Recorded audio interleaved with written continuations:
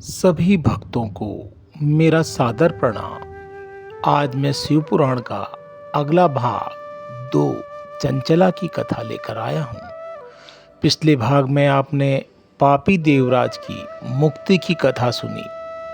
आज मैं सुनाता हूँ भाग 2 चंचला की कथा। तो सभी भक्त इस कथा को प्रेम से सुने। तो कथा को प्रारंभ करते हैं। चंचुला की कथा। सूत जी कहते हैं, समुद्र के तट पर स्थित देशों के अंतर्गत वासकाल नामक एक ग्राम के निवासी स्त्री पुरुष दुष्ट प्रकृति और पाप बुद्धि के थे। पुरुष पशु प्रवृत्ति के और स्त्रियां अभिव्यचारी थी। उस ग्राम में बिगंदुक नाम का एक ब्राह्मण भी रहता था। उस ब्राह्मण ने अपनी कामातुरतावश अत्यंत रूपवती भार्या के होते हुए भी एक सुंदर वेश्या को अपना रखा था। वेश्या में आसक्त वह ब्राह्मण अपनी पत्नी से धीरे धीरे विमुख होता गया। कुछ समय तक तो ब्राह्मण की पत्नी चंचुला काम के वेग को सहन करती रही, परंतु उस युवती के लिए सदा के लिए अपने इंद्रियों पर नियंत्रण रखना संभव न हुआ। फलतः वह एक जार से रति करने लगी। एक रात्रि को बिंदु ने अपनी पत्नी को परपुरुष के साथ रमण करते हुए देखा तो वह क्रोध से विक्षिप्त हो उठा। जार पुरुष तो वहां से भाग गया और वह बिंदु अपना सारा क्रोध अपनी पत्नी पर उतारने लगा तथा मुक्कों से उसकी पिटाई करने लगा।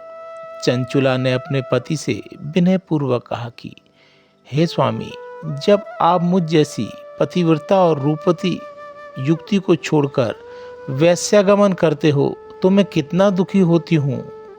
इसका आप अनुमान भी लगाएं कि भला मैं किस प्रकार दीर्घायु काल के लिए काम पीड़ा को सहन कर सकती हूँ। यह सब आप सोच समझ कर बताइए।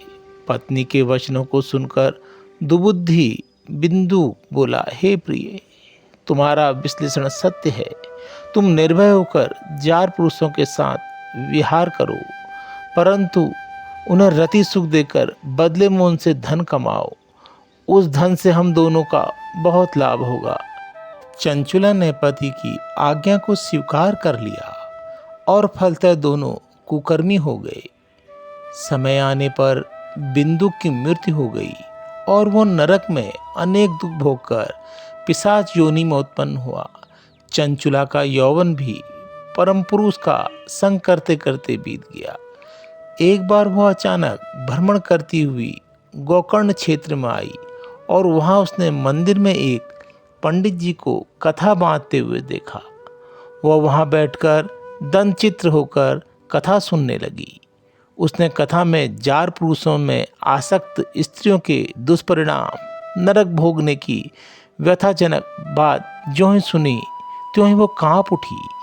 कथा की समाप्ति पर सब लोगों के चले जाने पर वह कथावाचक ब्राह्मण के चरणों में गिरकर बिलबिला कर रोने लगी। ब्राह्मण द्वारा पूछे जाने पर चंचुला ने अपनी सारी कहानी कह सुनाई और रो रो कर ब्राह्मण से अपने उद्धार का उपाय पूछने लगी। ब्राह्मण ने कहा कि जिस शिव पुराण की कथा को सुनकर तुम्हारे चित्र में विवेक जागृत हुआ है, उसी पुराण को सुनने से तुम्हारा मोक्ष हो सकता है।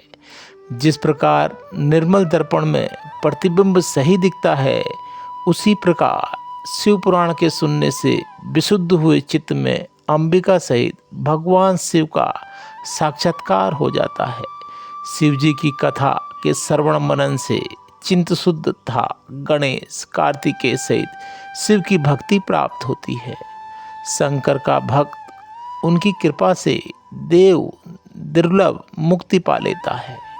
अतः ये ब्राह्मण स्त्री तुम्हारे कल्याण का एकमात्र उपाय शिव पुराण का श्रवण ही है।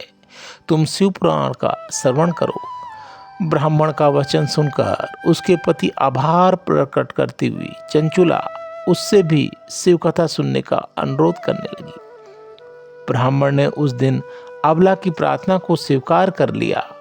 चंचुला ब्राह्मण द्वारा बताई विधि से स्नान करके जटा बलकर धारण करके शरीर पर भस्म लगा और रुद्राक्ष धारण करके तथा जितेंद्रिय होकर श्रद्धा भक्ति पूर्वक शिव पुराण का स्मरण करने लगी। इस प्रकार शिव के ध्यान में मग्न होकर ही चंचुला ने शरीर त्याग किया और शिवपुरी में पहुंचकर उमा सहित भगवान शंकर के साक्षात दर्शन किए। उसकी श्रद्धा भक्ति को देखते हुए पार्वती ने उसे नित्य के लिए अपना सांपेत्य प्रदान किया।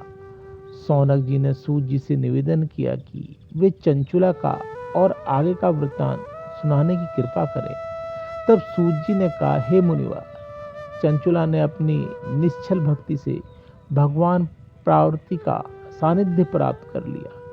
एक दिन उसने दया करुणा और स्तोत्रसोनी भगवती पार्वती से अपने पति के संबंध में जिज्ञासा की तो भगवती ने उसे बताया कि बिंदु नरक की अनेक यातनाएं भोगने के उपरांत इस समय पिशाच योनि में पड़ा हुआ कष्टमय जीवन व्यतीत कर रहा है।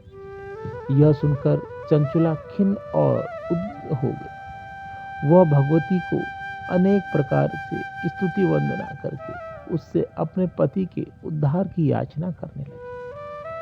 अपने भक्तों को कृतकृत्य करने वाली माता पार्वती ने तुम्बुक गंधर्व को बुलाकर उसे विंध्याचल पर्वत पर जाकर वहां पिशाच योनि में पड़े बिंदु को शिव पुराण सुनाने और इससे उसका उद्धार करने का आदेश दिया। माता की आज्ञा को शिरोधार्य करते हुए तुम्बुक विंध्याचल पर्वत पहुंचा और वहां उस पिशाच को बलपूर्वक बैठाकर कथा सुनाने लगा। शिव कथा के आयोजन को सुनकर देवता लोग भी वहां पहुंच गए।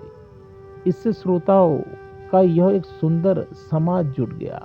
तुम्बुक ने शिव कथा सुनाकर जहां अन्य सभी उपस्थित सज्जन कृतज्ञ हो गए, वहां बिंदु निष्पाक होकर पिशाच योनि से मुक्त हो गया।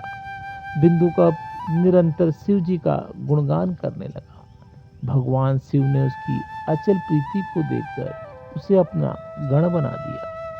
सूत जी कहते हैं, हे सौनक महाराज, इस प्रकार इस शिव पुराण की कथा बड़े से बड़े पापियों का उद्धार करके उन्हें सद्गति प्रदान करने वाली है।